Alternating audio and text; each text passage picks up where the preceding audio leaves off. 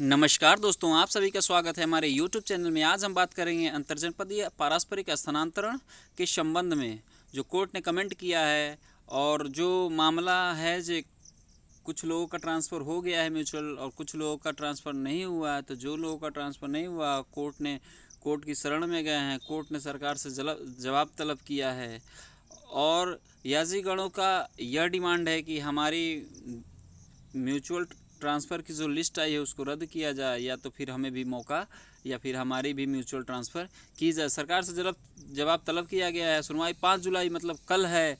उसके बाद ही क्लियर हो पाएगा ये आखिर सरकार का इस पे क्या कहना है, सरकार कोर्ट में क्या कहती है और मामला फिर कहाँ पहुंचता है जाकर। तो हम देखते हैं आखिर ये पूरा मामला क्या है, समझने का पूरा प्रयास करते हैं। हमें उम्मीद है कि जितने भी अभ्यर्थी इससे वंचित रहे हैं या जिन लोगों का म्यूचुअल ट्रांसफ़र हो चुका है, इन सभी लोगों का म्यूचुअल ट्रांसफ़र होगा और जिन लोगों का हो गया है वो लोग यथावत बने रहेंगे। देखते हैं क्या है। अंतर्जनपदीय पारस्परिक स्थानांतरण लिस्ट रद्द होगी या नहीं, इसकी कोई पुख्ता अभी जानकारी नहीं है और लिस्ट तो रद्द होनी नहीं चाहिए जहाँ तक मेरी समझ है। ये पूरा मामला हम समझने का प्रयास करते हैं। ये पेपर की कटिंग है जिसमें तबादला सूची जारी होने के 2 दिन पहले नियम में बदलाव किए गए थे। नियम में क्या बदलाव किए गए थे जिससे ये मामला और तूल पकड़ लिया, तो हम देखते हैं जी आखिर ये नियम में क्या बदलाव किया गया है। हम पढ़ते हैं और समझते हैं क्या नियम में बदलाव। परिषदीय विद्यालयों में कार्यरत शिक्षकों के आपसी सहमति से स्थानांतरण के मामले में नियम बदलने पर इलाहाबाद हाई कोर्ट ने प्रदेश सरकार से जानकारी मांगी है। इसे लेकर दाखिल याचिका में कहा गया है कि पारस्परिक स्थानांतरण यानी म्यूचुअल ट्रांसफ़र की सूची जारी होने से ठीक 2 दिन पहले सरकार ने इसके नियम बदलते हुए 3 वर्ष की सेवा अनिवार्यता को समाप्त कर दिया है।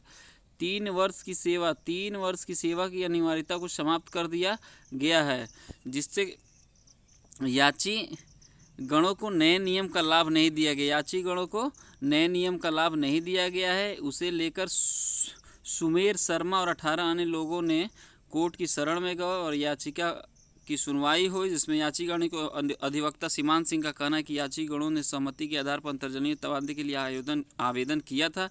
इस प्रकार तबादले में पुरुष को एक जिले में 3 वर्ष की सेवा अनिवार्यता है, जबकि महिलाओं के लिए 1 वर्ष की सेवा होगी। इस आधार पर ऑनलाइन आवेदन किया गया था। अंतर्जनपदीय स्थानांतरण सूची 18 फरवरी को जारी हुई थी और 18 फरवरी 2021 को जारी हुई थी। इससे 2 दिन पूर्व मतलब 16 फरवरी को नया शासनादेश लाया गया। इसमें सहमति के आधार पर स्थानांतरण के लिए 3 वर्ष की सेवा की बाध्यता को 3 वर्ष की सेवा बाध्यता को समाप्त कर दिया गया है। याचिगणों का कहना है कि स्थानांतरण की सूची जारी होने के 2 दिन पूर्व नियम बदलाव करके उनको लाभ नहीं दिया गया। या तो स्थानांतरण सूची रद्द की जाए या याचिगणों को बदले नियम का लाभ दिया जाए। कोर्ट ने इस मामले में 5 जुलाई सोमवार को जानकारी उपलब्ध कराने के लिए कहा है। तो देखते हैं 5 जुलाई को क्या होता है। 5 जुलाई को जो भी सूचनाएँ होंगी आपको सबसे पहले दी जाएंगी। आखिर अब देखते हैं 16 फरवरी का क्या मामला है और 16 फरवरी को क्या आदेश आया था।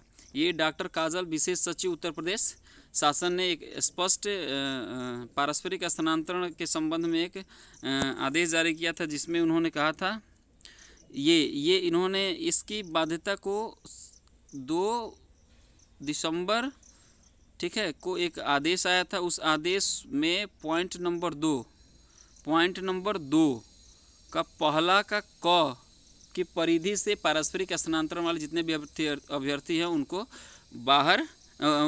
उनके लिए वो बाध्यता समाप्त कर दिया गया। तो आप इसको बढ़िया से देख सकते हैं, स्क्रीनशॉट ले सकते हैं और समझ सकते हैं, क्योंकि 2 फरवरी को जो संपूर्ण शासनादेश आया था उसमें स्पष्ट तौर पे कहा गया था 3 वर्ष लेडीज़ के लिए, 3 वर्ष पुरुष के लिए और 1 वर्ष महिलाओं के लिए सेवा अवधि होनी चाहिए परिषदीय विद्यालयों के किसी एक ज़िले में। उसके बाद ही वो ट्रांसफ़र के एलिजिबल होंगे।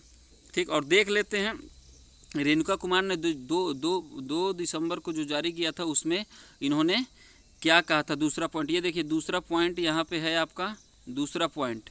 ठीक है, दूसरा पॉइंट का ये क, ये चीज़ क, दूसरा का क, ये दूसरा का पहिला का क, इसमें नियमित पुरुष शिक्षक जो अपनी तैनाती कार्य जनपद में न्यूनतम 3 वर्ष एवं महिलाएं जो अपनी तैनाती कार्य जनपद में न्यूनतम 1 वर्ष से संतोषजनक सेवा पूर्ण कर चुके, उनके विरुद्ध कोई कार्रवाई नहीं हुई है, दंडित नहीं किया गया, वो अंतरजनपदीय स्थानांतरण के आवेदन के लिए पात्र होंगे। ये एक सामान्य सा ये एक अर्हता थी, लेकिन ये पारस्परिक स्थानांतरण के लिए समाप्त कर दिया गया है। मतलब अगर आप प्रोबेशन पीरियड कंप्लीट कर चुके हैं तो आप इसके हकदार हैं और आप आवेदन कर सकते हैं, आपका म्यूचुअल ट्रांसफ़र होगा। तो यही सारा मामला है, यही सारे घटनाएं हुई हैं। अब आगे देखते हैं 5 जुलाई को क्या होता है। अगर आप हमारे चैनल से कभी नहीं जुड़े हैं तो मेरे चैनल से जुड़िए और आप बेल आइकन को प्रेस करिए ताकि कल या फिर आगे कभी भी न्यूज़ से अपडेट दिया जाए तो आपको सबसे पहले पहुँचे। बहुत बहुत धन्यवाद। आपका दिन शुभ हो।